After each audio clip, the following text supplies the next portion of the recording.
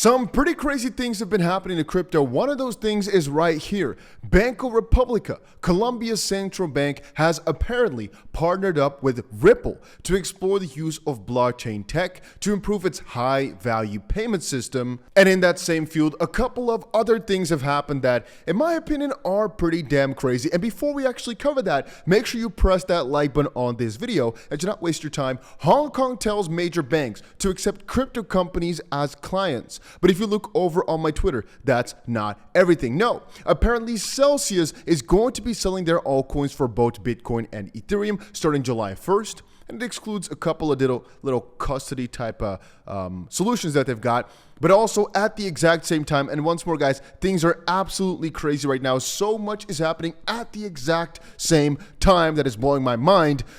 Blackrock is coming for a Bitcoin ETF. Things are about to get juicy again. And on a not so good note, something I don't like to cover, crypto giant Binance's US affiliate, aka Binance US, apparently has been firing some staff after SEC charges. And apparently that number is as high as 50 people that were already laid off after they got sued. But apparently this is not, this is just a rumor, as nobody is really able to verify these numbers. And even I cannot tell you with certainty that this is true. What I will tell you that's true is XRP enthusiasm. Now, once more, you might not find this in the price real soon.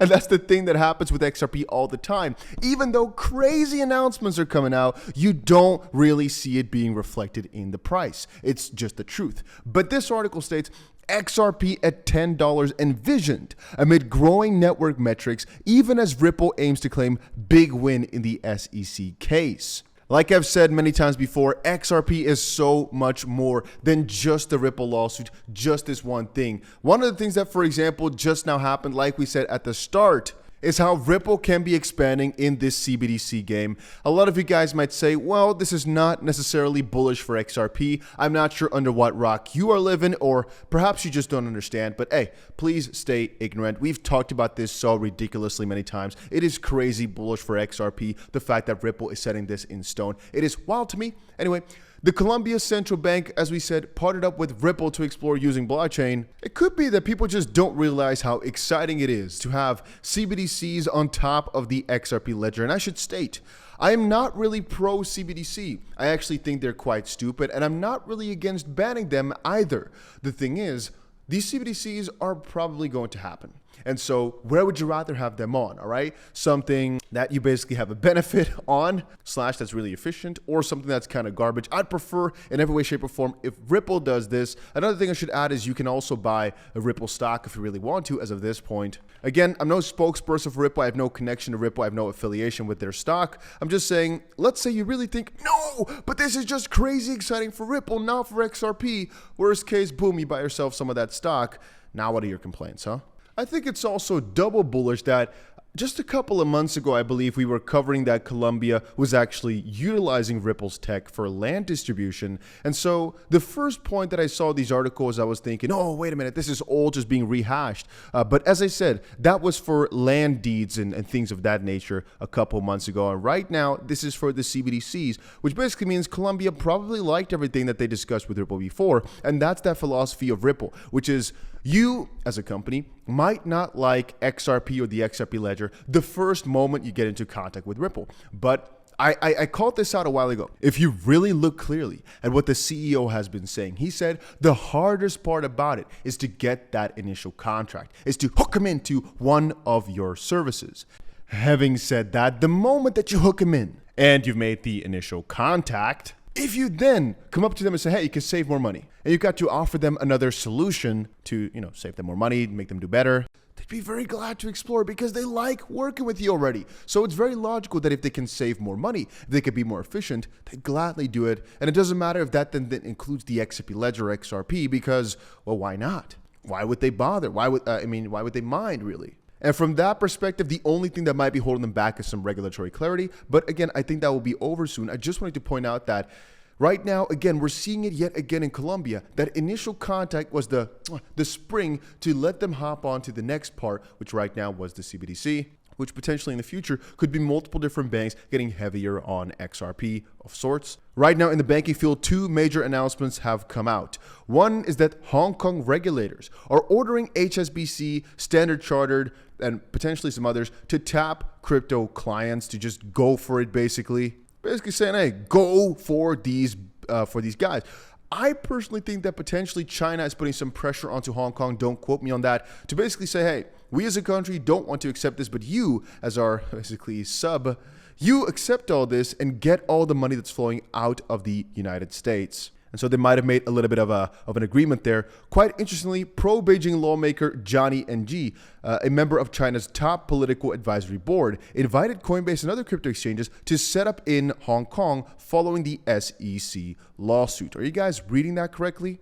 This obviously comes after Hong Kong already did quite a couple little bullish announcements over the last couple of weeks, especially at the start of June when they put up their new very, very juicy licensing regime for crypto platforms and are allowing people to trade and just so much bullish stuff. But this is one of the best reports. But that's not the only thing that came up for banks. I'm not sure if I actually talked about this already in my previous video, or if I've just been talking about it over on Twitter. But apparently, Bank of America, Blackrock, and Morgan Stanley wasn't it? Fidelity. They're all buying more MicroStrategy, or they're basically buying more Bitcoin right now. I just wanted to quickly make that clear that banks indeed are getting in. And at the same time, while we were covering that BlackRock was getting more and more Bitcoin, also came out an announcement about the fact that BlackRock reportedly is preparing for filing another Bitcoin ETF. And I honestly think they have been preparing this for a while. And I've said before, guys, the whole strategy with Gary Gensler. Remember what I said? I said what I believe is happening is they're deliberately pushing it all down, deliberately making it all vague so that these big behemoths make their fundamentals in the background, and then the moment they've built their fundamentals, these big guys are going to approve everything, make the rules, etc. Right now we're seeing major banks buy. Right now we're seeing major institutions like BlackRock try to set up an ETF, etc. And then soon enough, which again I think is going to happen, they're all going to release the floodgates and basically get rid of all these lawsuits and get some rules in the moment that these banks are set in place.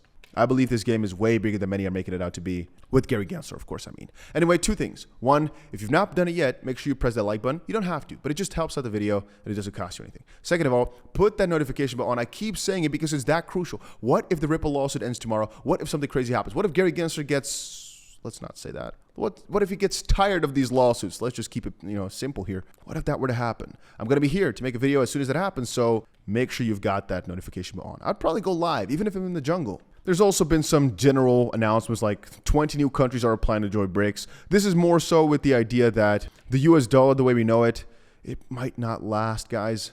They're really trying to push down on that reliance. It's crazy. And now one thing I don't actually want to dive too much into. By the way, I've been holding this even though I have a pretty huge arm with me, for the mic, but it doesn't fit on this table. But soon I'm going somewhere else, so don't worry about it. I'm going to try fix a better table, just so you know, right? It's not like I didn't come prepared. It doesn't work. Sometimes things don't fit, Can happen to the best of us. And now before we move on, we've got to talk about something that's been haunting me for the past 24 hours.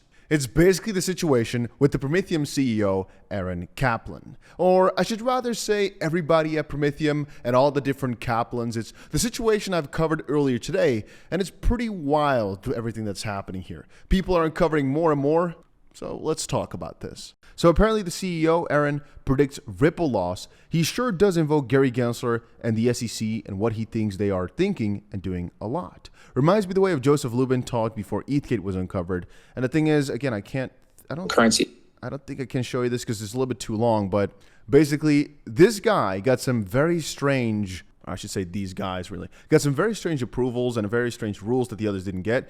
And everybody's starting to uncover now that this makes absolutely no sense. And in that same field, he's now commenting things very akin to the way that Joseph Lubin basically was talking about the SEC and how good of a job they were doing before people started noticing, okay, potentially this is because the SEC and Ethereum have such a proper relationship.